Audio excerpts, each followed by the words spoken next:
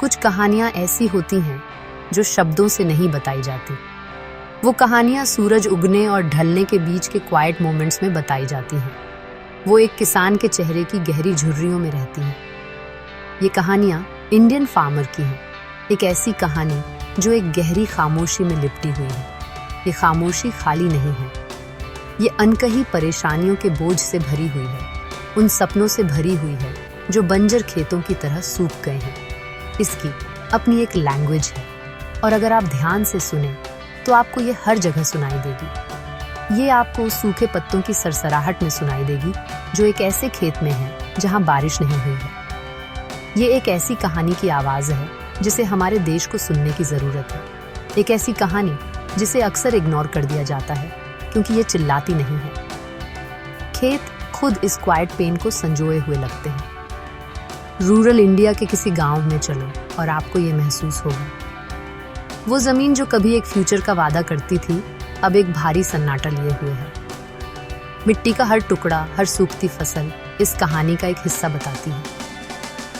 ये कड़ी मेहनत की कहानी है जो हमेशा रंग नहीं लाती। ये एक ऐसे वादे की कहानी है जो किया गया था लेकिन कभी पूरा नहीं हुआ। किसान इस ज़मीन पर तब से काम करता है जब सूरज पूरब में हल्की रोशनी में होता है, जब तक वो पश्चिम में गायब नहीं हो जाता। उसका पसीना मिट्टी पर गिरता है, एक साइलेंट ऑफरिंग। लेकिन अक्सर उसके लेबर की हार्वेस्ट खुशी नहीं होती, बल्कि एक गहरी, ज़्यादा गहरी खामोशी होती है। इस खामोशी का एक नाम है, इसे चुप्पी आवाज़ कहा जाता है, द साइलेंट वॉइस। ये एक ऐसे किसान की आवाज़ है जिसके पास बोलने के लिए कोई प्लेटफॉर्म नहीं है। वो अखबारों में आर्टिकल्स नहीं लिखता या टेलीविज़न चैनल्स पर नहीं बोलता। उसकी कहानी उसकी थकी हुई आंखों और उसके कैलिस्ड हाथों से बताई जाती है। ये रेजिलियंस की कहानी है, लेकिन डेस्पिरेशन की भी। हम शहरों में अक्सर इस खामोशी को सुनने में बहुत बिजी रहते हैं। हम शोर से घिरे हुए हैं, अपनी खुद की अर्जेंट प्रॉब्लम से। लेकिन किसान की खामोशी हमारे देश की फूड सिक्योरिटी की फाउंडेशन है। ये एक ऐसी खामोशी है जो हम सबको फीड करती है और फिर भी हम इसकी प्ली को सुन नहीं पाते। जब हम एक कहानी के बारे में सोचते हैं तो हम एक बिगिनिंग, एक मिडल और एक एंड के बारे में सोचते हैं। लेकिन किसान की कहानी एंडलेस स्ट्रगल का एक सर्कल है। ये होप और डिस्पेयर का एक साइकिल है जो हर सीजन के साथ रिपीट होता है। खामोशी कोई चॉइस नहीं है, ये एक कंडीशन है। ये सालों से ओवरलुक किए जाने से पैदा हुई है, उसकी आवाज़ को तेज़, ज़्यादा पावरफुल आवाज़ों से दबाए जाने से। हमारे नेशन की हालत को समझने के लिए हमें पहले इस खामोशी को सुनना सीखना होगा। हमें सूखी ज़मीन पर और उसे जोतने वाले आदमी की थकी हुई मुद्रा में लिखी कहानियों को पढ़ना सीखना होगा। यही इंडिया की असली कहानी रहती है। एक किसान की जिंदगी एक लंबा, कभी न खत्म होने वाला इंतजार है। वो आसमान में मानसून के बादलों के जमा होने का इंतजार करता है। उसकी आंखें किसी भी राहत के संकेत के लिए होराइजन को स्कैन करती हैं। वो उम्मीद करता है और प्रार्थना करता है कि बारिश बस सही होगी, न बहुत कम न बहुत ज्यादा। एक कमजोर मानसून का मतलब है कि उसकी फसलें सूख जाएंगी और मर जाएंगी, उसके खेत को उसके प्रयासों के कब्रिस्तान में बदल देंगी। एक भारी बारिश बाढ़ ला सकती है, कुछ ही घंटों में उसकी सारी मेहनत धो सकती है। ये इंतजार एंग्जाइटी से भरा होता है, एक कांस्टेंट कंपेनियन जो उसके सीने पर भारी बैठता है। हर दिन प्रकृति के खिलाफ एक जुआ है, एक शर्त जिसमें वो अक्सर हारने वाला हाथ पकड़ता है। मौसम के साथ लड़ाई के बाद बाजार के साथ संघर्ष आता है।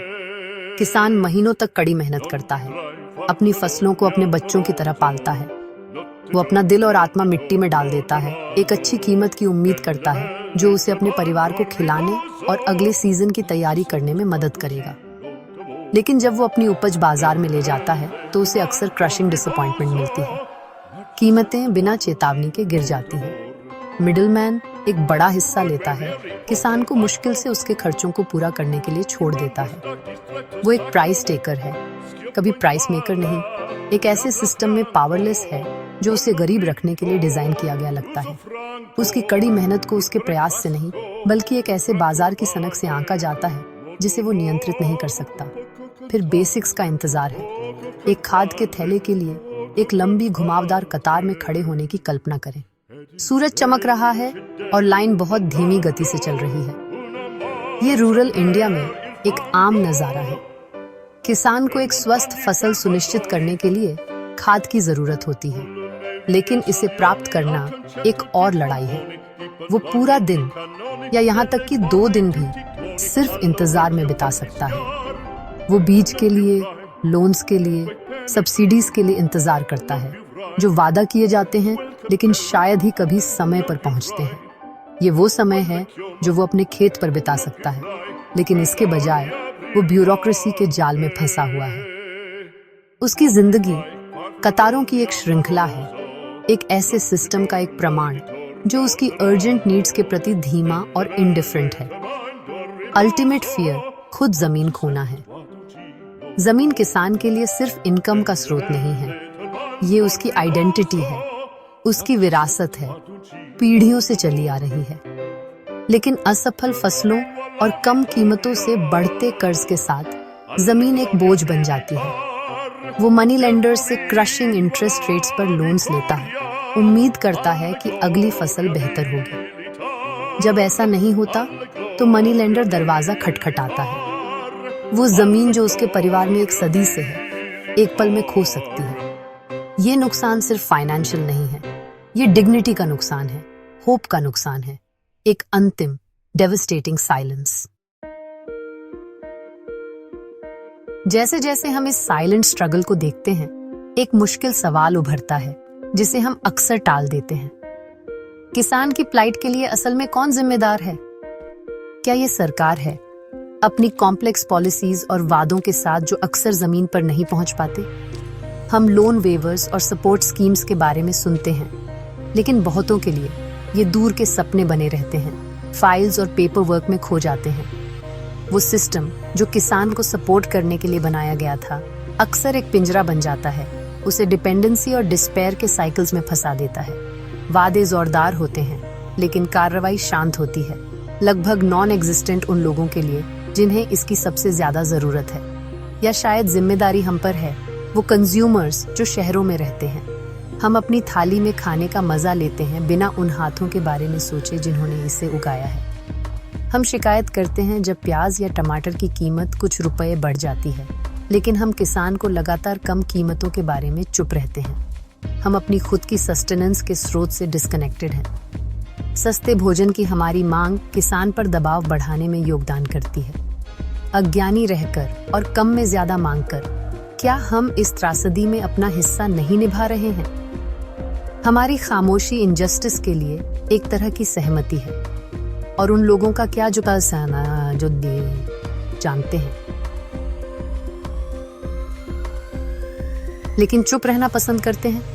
बाजार में शक्तिशाली खिलाड़ी, कॉरपोरेशंस, वो पॉलिसी मेकर्स जो संकट को सामने आते देखते हैं, लेकिन फंडामेंटल प्रॉब्लम्स को बदलने के लिए कुछ नहीं करते। खामोशी एक स्ट्रैटेजी हो सकती है, यथास्थिति बनाए रखने का एक तरीका, क्योंकि इससे उन्हें फायदा होता है। जब हम मुश्किल सवाल पूछने में विफल रहते हैं, तो हम इस सिस्टम को जारी रखने की अनुमति देते हैं। क्या हमारी कलेक्टिव साइलेंस ही असली दोषी है? क्या ये अनकंफर्टेबल ट्रूथ का सामना करने की हमारी अनिच्छा है जो किसान का सबसे बड़ा दुश्मन है? समस्या ये नहीं है कि हम नहीं जानते, ये है कि हम कार्य नहीं करते। हर बंजर खेत और हर कर्जदार किसान सिर्फ एक स्टैटिस्टिक नहीं है, वे हमारे समाज की कॉन्शियंस से पूछा गया एक सवाल है। खेतों से आने वाली खामोशी खालीपन नहीं है, ये इन अनुत्तरित सवालों की गूंज है। जो व्यक्ति देश को फीड करता है, वो अक्सर भूखा क्यों रहता है? उसके लेबर का मूल्य इतना कम क्यों आंका जाता है?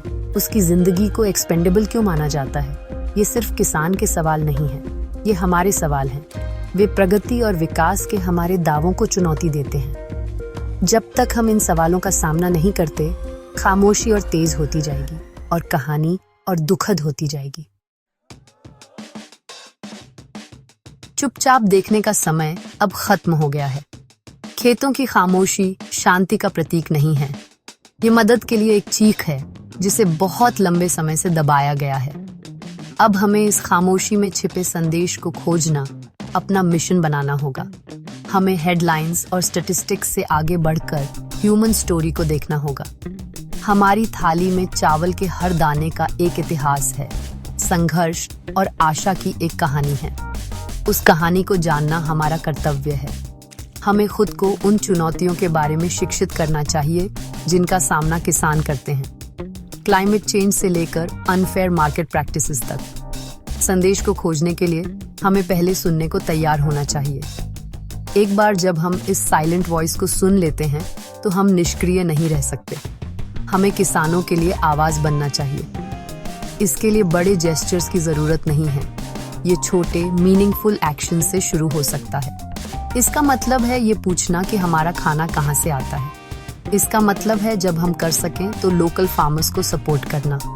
इसका मतलब है इस मुद्दे के बारे में अपने दोस्तों और परिवार के साथ बात करना, इसे अपनी डेली कॉन्वर्सेशंस का हिस्सा बनाना।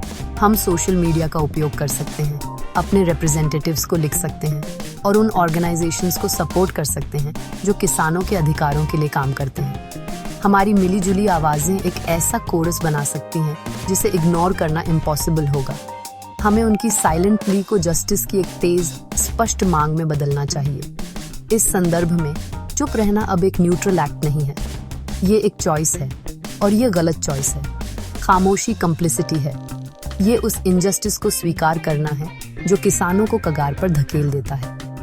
जब हम चुप रहते हैं तो हम सिस्टम को बता रहे हैं कि एक किसान का दुहक सहना ठीक है। हम किसान को बता रहे हैं कि उसकी जिंदगी मायने नहीं रखती। इस खामोशी का वजन उन लोगों के खिलाफ एक अपराध है जो हमारे देश की रीढ़ है। हमें ये पहचानना चाहिए कि हमारी निष्क्रियता के परिणाम होते हैं। भारतीय किसान की कहानी हमारी कहानी भी है और हमारी खामोशी हमारी शेयर्ड ह्यूमैनिटी के साथ एक बिट्रेयल है। आइए आज इस दिन 14 जून 2025 को एक वादा करें। आइए वादा करें कि हम चुप्पी को तोड़ेंगे और उसकी जगह अपनी आवाज लाएंगे। आइए उन लोगों के लिए अपनी आवाज उठाएं जिन्हें बहुत लंबे समय से चुप करा दिया गया है। आइए एक ऐसे फ्यूचर की मांग करें जहां हमें फीड करने वाले हाथ खाली न रहें। खेत इंतजार कर रहे हैं, किसान इंतजार कर रहे हैं। उन्होंने पीढ़ियों से अपनी कहानी खामोशी में बताई है। अब हमारी बारी है बोलने की। अब हमारी बारी है ये सुनिश्चित करने की कि उनकी साइलेंट स्टोरी को आखिरकार वो एंडिंग मिले जिसकी वो हकदार है। डिग्निटी, रिस्पेक्ट और होप की एक एंडिंग।